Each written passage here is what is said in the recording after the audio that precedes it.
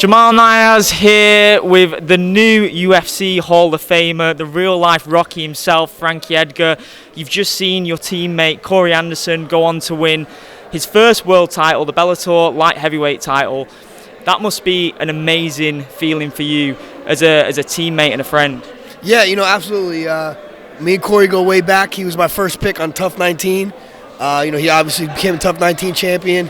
And to see him come here and achieve his goal was amazing. Couldn't find a better person. Family man, godly man, one of the hardest working people I ever met in my life. And I'm proud of him. He's kind of like a little brother to me.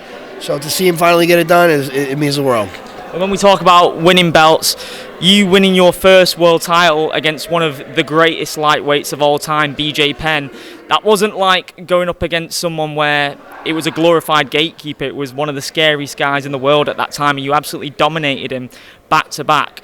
What was that adrenaline rush and high after the first one in Abu Dhabi?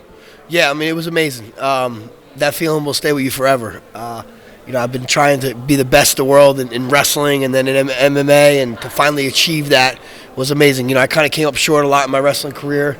Had one loss at that point, so I definitely climbed the ladder, got knocked down. So to finally, find the ultimate victory, that's what it's all about. BJ Penn, GSP, Anderson Silva, those were the dominant champions of that era, and they all eventually fell to worthy opponents, yourself included. And I've asked Matt Serra the same question, how he felt heading into the GSP fight. Did he feel the magnitude of the presence of GSP? Did you feel the magnitude of the presence of BJ Penn? Absolutely. I was a fan of BJ. I looked up to BJ. He was the man at lightweight. He was, he made put lightweights on the map, and he had an aura about him at the time. He was literally running through everybody. Nobody was giving him a fight at all. So it took a lot. Preparation for that fight. It took me to kind of convince myself to believe I could get it done. Your aura came from this unbeatable attitude that if you were hurt, that was when you were going to be at your most dangerous, and that was shown in the second and third Gray Maynard fights. You'd lost the first one. You came back and salvaged a draw in one of the most incredible fights I've ever seen. I believe it was UFC 125, January 2011. January 2011. Yes, yeah. Because you won the belt in 2010. First defense against a new opponent, and then you go and have the trilogy fight where you get dropped numerous times again, but you go and finish the fight. Him as an opponent, you guys meshed together like Ward and Gatti in MMA. It was absolutely incredible. How much respect did you have for him heading into that third fight? And what did you make of him as an opponent? Yeah, he brought he almost put me on death's door. You know what I mean? So I had a ton of respect for him.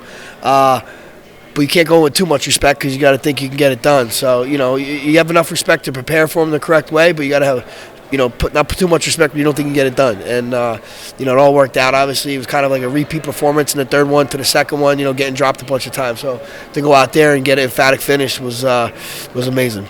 In between those rounds when you faced adversity, when you've been dropped, what sort of thoughts are going through your head?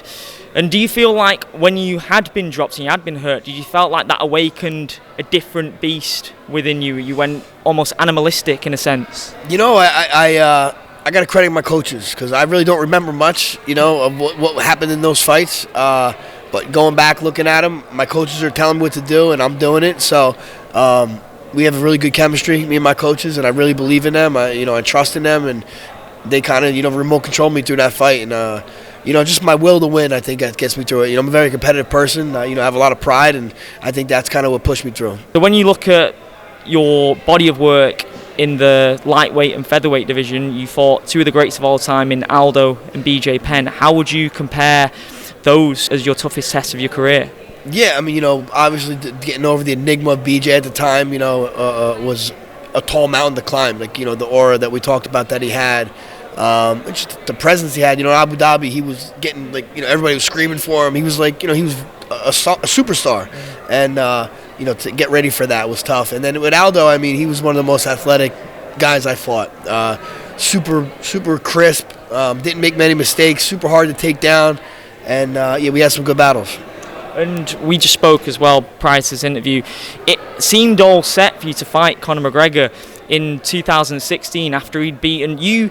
knocked out Chad Mendes the night before he knocked out Jose Aldo. That was one of the best 2-event combinations I can remember, to be honest. And the writing was on the wall for that fight, you versus Conor McGregor.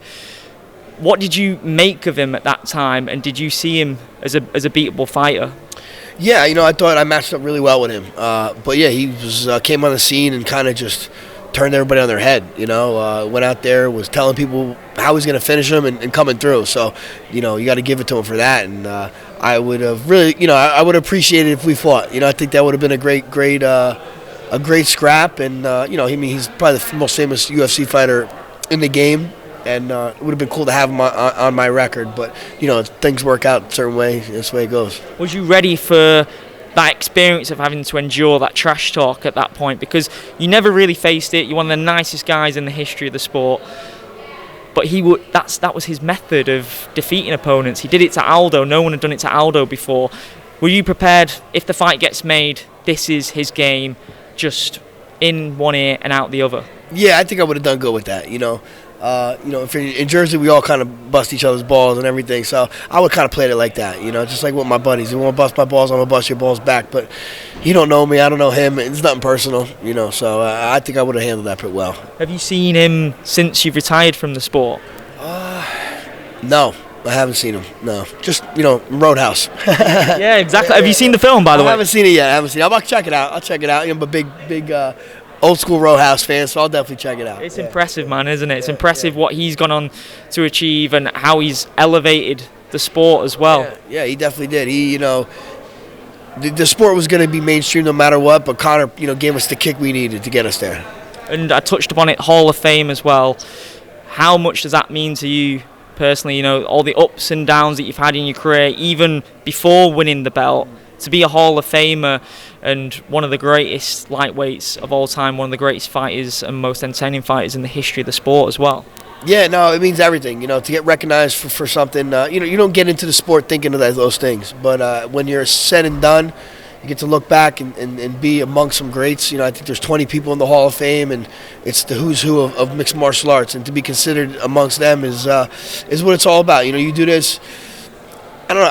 I got into this to be a world champion, and always carried myself in the right way. And I think that gets you in the Hall of Fame. You do the right things, you're a good fighter. You carry yourself the right way. That's how you get recognized. Final one, as I mentioned, you fought in 3 different divisions in the UFC, and I just want to know your thoughts on Makhachev, the new featherweight champion, Topuria, and Sean O'Malley in the bantamweight division as well. Yeah, and UFC is in good hands. Those 3 champions might be some of the best in that have graced those weight classes. Islam could go. I easily see Islam going on and defend the belt. Many times. A Lear too. He's looked so. To do that to Volkanovski is impressive. And Sean O'Malley, I think he's getting better too as he's getting bigger. He's growing into that 35-pound weight class, and he's got that confidence with him. So I really think these guys got future careers. Really bright future careers. Yeah, definitely, man. Well, this was a massive bucket list interview for me. As I said, one of my favourite fighters of all time. Really appreciate the time, man. Thanks so much, brother. You got it.